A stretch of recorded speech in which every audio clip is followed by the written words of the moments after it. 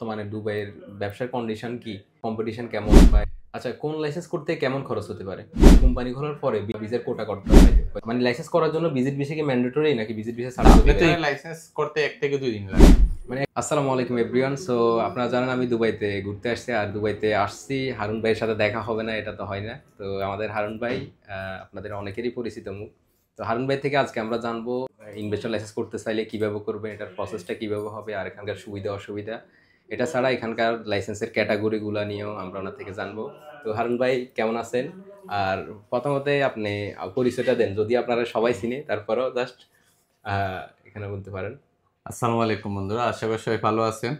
সুলতান ভাই আমার মেহমান, সৌদি আরব থেকে আসছেন। আলহামদুলিল্লাহ আমার অফিসে আসছেন।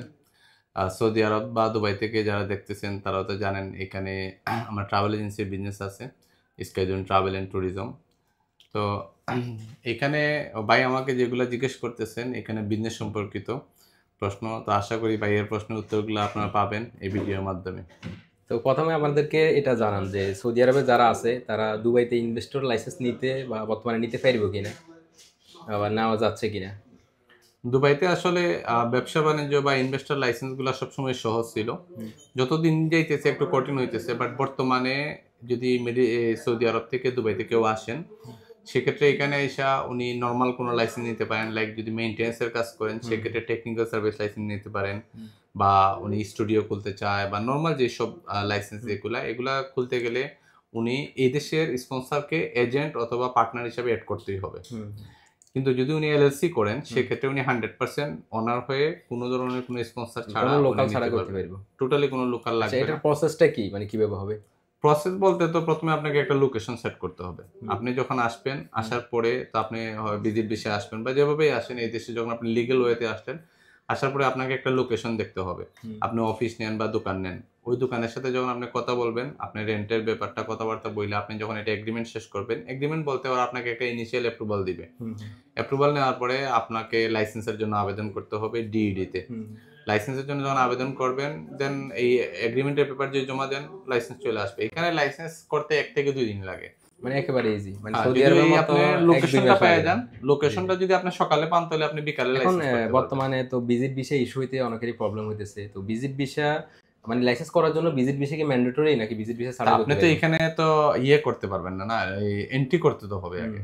আপনাদের প্রথমে ভিজিট ভিসা ইস্যু করতে হবে, তারপরে লাইসেন্স। তো বেটার হয় কি এখানে আসার পরে করলে, নিজে আপনি একটা লোকেশন দেখলেন বুঝলেন তারপরে করলেন, এটা আপনার জন্য ভালো।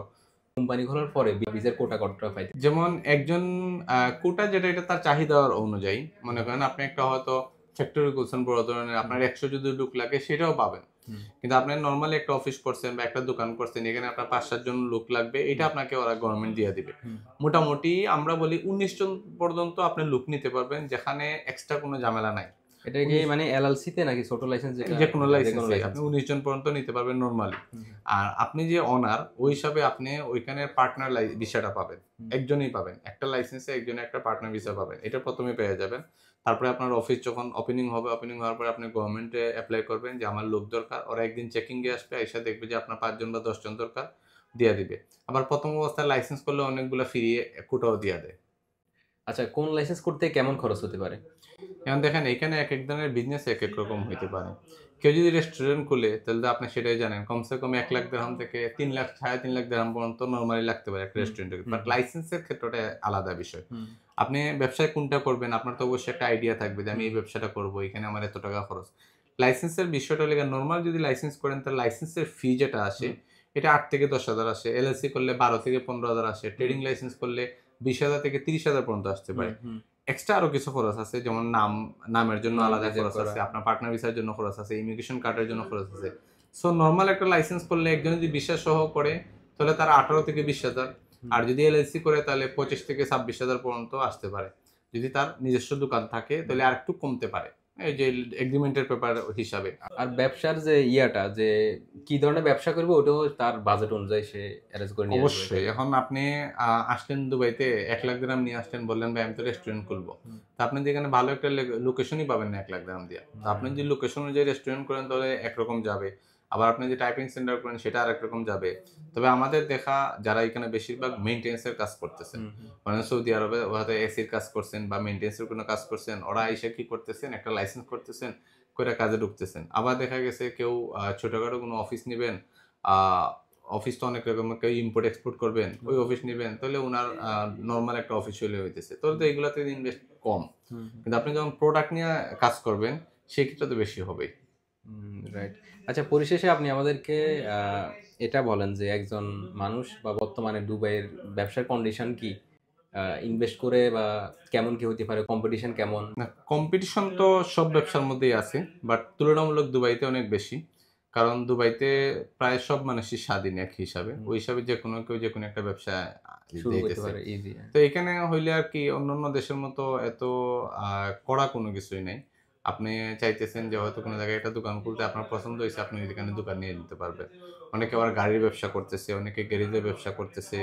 মানে সব রকম ব্যবসায় অপরচুনিটি এখানে আছে। অপরচুনিটি তবে আছে। কম্পিটিশনটা একটু হাই, মানে ব্যবসা করা ইজি হওয়ার কারণে মনে হয় কম্পিটিশন বেশি। অনেক বেশি। হ্যাঁ। ওই হিসাবে কেউ যদি আসে, খারাপ হবে না, ভালো হবে। বাট হয়তো উনি যদি একটা ভালো অবস্থানে থাকেন, এমনি ইনভেস্টমেন্ট করতে চান তাহলে ঠিক আছে। আবার যদি এখানে শুরু করতে চান তাহলে আমার মনে হয় এখানে আইসা ২-৪ মাস থাকতে হবে। থাইকা বুইঝা তারপরে একটা ব্যবসা নিয়ে চিন্তা করতে হবে। এখন আইসাই আমার কথা মনে করেন বা আপনার কথা আইসাই একজন ২-৪ লাখ দিরহাম খরচ করলো, পরে দেখলো যে না এটা তো আমার ভুল হয়ে গেছে। ওই হিসাবে আমার মনে হয় আসার পরে উনি যে কাজ জানেন ওইটার উপরে বিজনেস করবেন। আর আসার পরে আগে দেখতে হবে। রাইট। তো যাই হোক, আশা করি আপনারা গুরুত্বপূর্ণ ইনফরমেশন পেয়েছেন আর আপনাদের যেগুলো প্রশ্ন মনে ছিল সব উত্তরই আমাদের হারুন ভাই দিয়ে দিছে। তো সবাই ভালো থাকবেন আর পরবর্তী আপডেট পেতে অবশ্যই ফলো রাখবেন। আল্লাহ হাফেজ।